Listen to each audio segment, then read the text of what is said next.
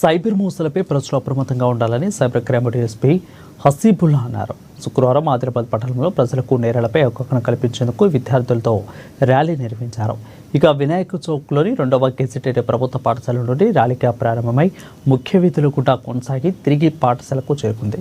ఇక ఆన్లైన్ మోసాలకు గురికాకుండా ఉండాలంటే సామాజిక మాధ్యమాలలో అపరిచితుల పంపిన మెసేజ్లు, లింకులను స్పందించవద్దని సూచించారు. ఒకవేళ మోసపోయి అకౌంట్ నుండి డబ్బులు పోతే గోల్డెన్ అవర్ అంటే మోసం జరిగిన గంటలోపు 1930 నెంబర్కు ఫిర్యాదు చేయాలని సూచించారు.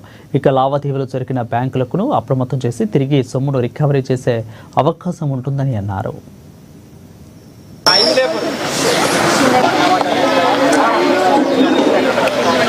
నేను డిఎస్పీ సైబర్ క్రైమ్ ఆదిలాబాద్. నా పేరు హసీబుల్లా. ఇవాళ సైబర్ క్రైమ్ అవేర్నెస్ చేస్తున్నాం. ఎందుకంటే సైబర్ నేరాలు చాలా ఎక్కువైపోయినాయి. దీనివల్ల చాలా మంది మోసపోతున్నారు. దాని గురించి పబ్లిక్లో అవేర్నెస్ తెస్తానికి గవర్నమెంట్ హై స్కూల్ 2 ఆదిలాబాద్ నుంచి ఒక ర్యాలీ తీయటం జరుగుతుంది. ఈ ర్యాలీ ఇక్కడ నుంచి స్టార్ట్ అయ్యి స్కూల్ నుంచి తర్వాత ఈ old bus stand, police petrol pump, ఆ తర్వాత వినాయక్ చౌక్ నుంచి యూటర్న్ తీసుకొని మళ్ళీ old bus stand, petrol pump, police petrol pump, మళ్ళీ స్కూల్కి రావడం జరుగుతుంది. దీని ముఖ్య ఉద్దేశం ఏంటంటే పబ్లిక్లో అవేర్నెస్ రావాలా.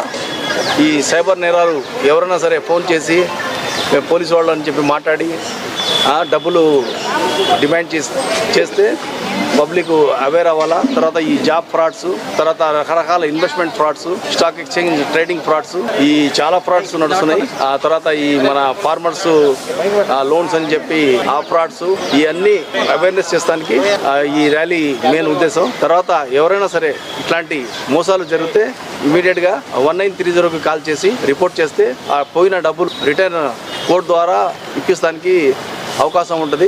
అదే ఇన్ఫర్మేషన్ తొందరగా గోల్డెన్ అవర్స్లో 1930కి కాల్ చేసి చెప్తే అది ఆటోమేటిక్గా బ్యాంక్స్ అన్నీ ఏ అకౌంట్ నుంచి వేరే అకౌంట్స్కి పోయినాయన్నీ క్లోజ్ అయిపోతాయి. ఆ బ్యాంక్ మొత్తం ట్రాన్సాక్షన్ అంతా ఆపేసిద్ది. తర్వాత మనం కోడ్ ద్వారా ఆ విక్టిమ్స్కి ఈజీగా డబ్బులు ఇప్పించేసేయచ్చు.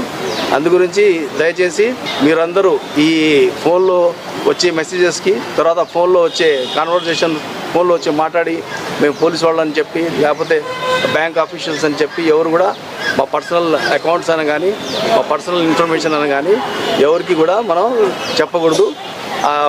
పర్సనల్ ఇన్ఫర్మేషన్ అడిగితే అది ఫ్రాడ్